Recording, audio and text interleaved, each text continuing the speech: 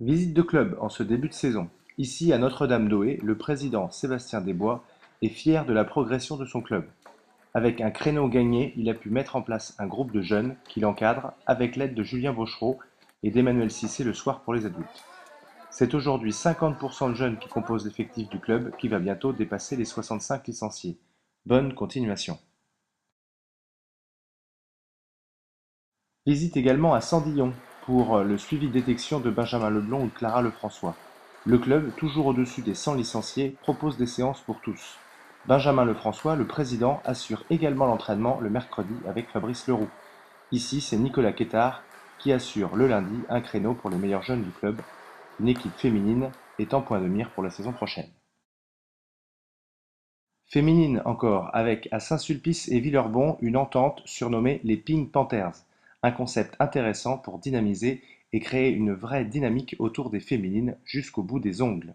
L'initiative de cette entente vient des deux clubs, Laurent Trioreau pour Saint-Sulpice et Étienne Sollier pour Villerbon. À suivre. Le premier tour du Critérium fédéral est à nouveau à mettre dans les annales. En National 1 garçon, 5 podiums à l'actif du centre. Cyril Biot, demi-finaliste en moins de 14 ans. Lucas Mollan, finaliste du tableau moins de 16 ans. Et quart de finaliste en moins de 18 et moins de 21 ans. Hippolyte Lévy, finaliste en moins de 13 ans, défait lors de cette finale par son compatriote catrésien Lilian Bardet.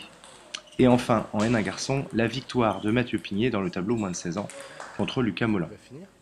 En National 1 Dames, c'est Nolwenn Faure qui atteint la finale dans le tableau moins de 15 ans et Fiona Fazio qui finit demi-finaliste du tableau. À ces 7 podiums en National 1 s'ajoutent les différentes montées de National 2 jeunes en National 1, celle de Martin Blot en Benjamin Garçon, celle de Charles Morisset et de Leslie Gilles en minime garçon et filles. Laurent Cyprien, lui vainqueur en junior, a choisi de jouer en National 2 senior. Bravo à tous pour ce tour mémorable. Le lundi 14 octobre était la journée nationale de l'association Ella. Julien Bochereau est intervenu pour lire la dictée et réaliser une démonstration avec Marie-Christine Fillou. Une belle journée. Quelques jours plus tard, c'est le club de Saint-Marceau, avec le soutien de la ville d'Orléans, qui a organisé la manifestation Changer de regard. 150 enfants des écoles d'Orléans sont venus découvrir le ping avec un handicap. Accompagnés par le parrain du club Florian Mérien, les ateliers pongistes ont été proposés et le lendemain un tournoi de sport adapté. Une belle réussite collective pour l'ensemble des acteurs du club. La fédération, la Ligue du Centre et le Comité de l'Indre sont allés rencontrer et soutenir Emmaüs Indre. Les compagnons pratiquent beaucoup le ping et jouent même en corpo. Une table et du matériel va leur être offerte par la fédération et la Ligue du Centre. Bravo pour cette initiative. On parle beaucoup d'emplois d'avenir et la fédération vient de signer une convention avec le ministère pour en recruter 80. Lors de cette signature, Daniel Vatan, président du club d'Aubigny-sur-Ner, a pu expliquer les raisons de l'embauche d'Anthony Rouget dans ce type d'emploi. Renseignements sur le site de la Ligue. Avant l'emploi, on se forme. Ici, la première session de l'animateur fédéral, premier diplôme de la filière technique, avec 9 stagiaires et 5 intervenants pour ce premier week-end.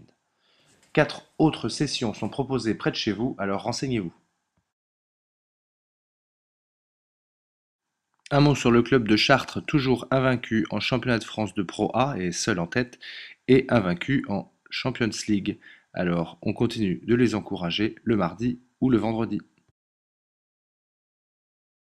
Quelques réunions animent la Ligue au début des congés de Toussaint, la commission jeune le 21 octobre ou le comité directeur le 26 octobre, tout ceci pour faire avancer le tennis de table sur le territoire. Mais les vacances, c'est aussi un bon moment pour s'entraîner.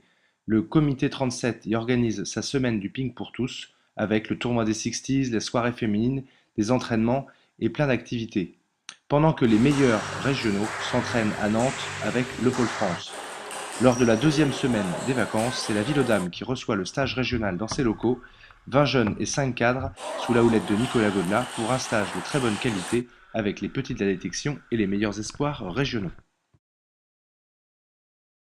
On a parlé de ping sur toutes les télés ce mois-ci. Ici, sur l'équipe 21 dans Défi ton idole, Ou alors sur France 2 et de très bons reportages sur le Fit Ping Tonic, reportage que vous pouvez retrouver sur le site de la Fédération ou la page Facebook de la Fédération. Et ici Julien Bochereau lors de la journée pour la dictée est là sur France 3.